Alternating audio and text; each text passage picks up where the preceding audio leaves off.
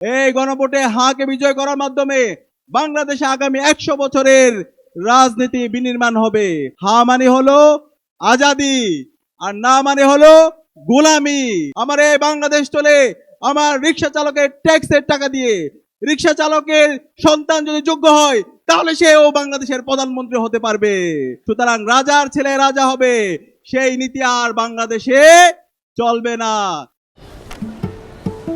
কি বুকে বাংলাদেশ আর হাতে বিদেশি? এই যে হোয়াইট প্লাস প্রো সেনসিটিভ স্কয়ারের। আজকে 11 দলীয় জোটকে আমি ধন্যবাদ জানাচ্ছি। 11 দলীয় জোট ইতিমধ্যে তাদের নির্বাচনী ক্যাম্পেইনে গণভোটে তারা হায়ের পক্ষে অবস্থান নিয়েছে।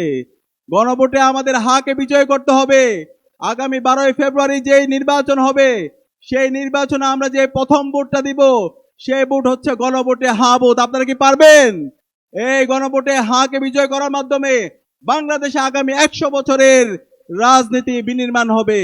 আগামীর 100 বছরের বাংলাদেশ রাষ্ট্র সুখী সমৃদ্ধ একটি ইনসাফ ভিত্তিক বাংলাদেশ বিনির্মাণ করার জন্য গণভোটে আমাদের হাকে জয় করতে হবে। হা মানে হলো আজাদি, আর না মানে হলো গোলামি। আমরা এই আজাদির জন্য বাংলাদেশের 18 কোটি জনতাকে সাথে নিয়ে গণভোটে হাকে বিজয় করবো। আমরা কি পারবো? ইনশাআল্লাহ, ইনশাআল্লাহ। একই সাথে আমাদের ইনসাফের প্রতিনিধিদেরকে এই আসন্ন নির্বাচনে ব্যাপক ব্যবধানে বিজয় করতে হবে। আমরা কি পারবো? ইনশাআল্লাহ। ইতিমধ্যে বাংলাদেশের তরুণরা সিদ্ধান্ত নিয়েছে। বাংলাদেশের 5টি ছাত্র সংসদ নির্বাচন হয়েছে। প্রতিটি ক্যাম্পাসের ছাত্র সংসদ নির্বাচনে ইনসাফের পক্ষের প্রতিনিধিরা ব্যাপক ব্যবধানে বিজয়ী হয়েছে, এবং ইনসাফের প্রতিনিধিরা বিজয়ী হয়ে আসার পরে বাংলাদেশের প্রতিটি ক্যাম্পাসের আমূল পরিবর্তন নিয়ে এসেছে। আমরা ইতিমধ্যে আমাদের জবাবদিহিতা নিশ্চিত করেছি। আমরা গত 4 মাসে কি কাজ করেছি সেটা আমরা জাতির কাছে হাজির করেছি। আমরা আশা করব ইনসাফের প্রতিনিধিরা সারা দেশে নির্বাচিত হয়েছে, তারা জনগণের ক্ষমতা জনগণের হাতে তারা তুলে দিবে, জনগণের কাছে তারা জবাবদিহি করবে। আমরা একই সাথে এই নতুন বাংলাদেশে দেখতে চাই না রাজার ছেলে রাজা হবে। আপনারা কি দেখতে চান? আমরা দেখতে চাই না। আমার এই বাংলাদেশ চলে আমার এই শ্রমিকের ট্যাক্সের টাকা দিয়ে।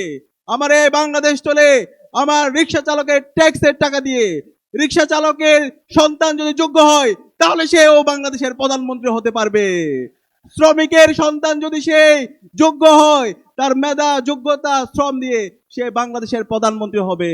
সুতরাং রাজার ছেলে রাজা হবে, সেই নীতি আর বাংলাদেশে চলবে না। সেই জায়গা থেকে ইনসাফের প্রতিনিধিরা আজকে সারা বাংলাদেশ ব্যাপী এবং জুলাই বিপ্লব পরবর্তী 1.5 বছর জুড়ে তারা প্রমাণ করেছে, এবং তারা ইতিমধ্যে ঘোষণা করেছে চাঁদাবাজের বিরুদ্ধে, টেন্ডারবাজের বিরুদ্ধে জিরো টলারেন্স ঘোষণা করেছে।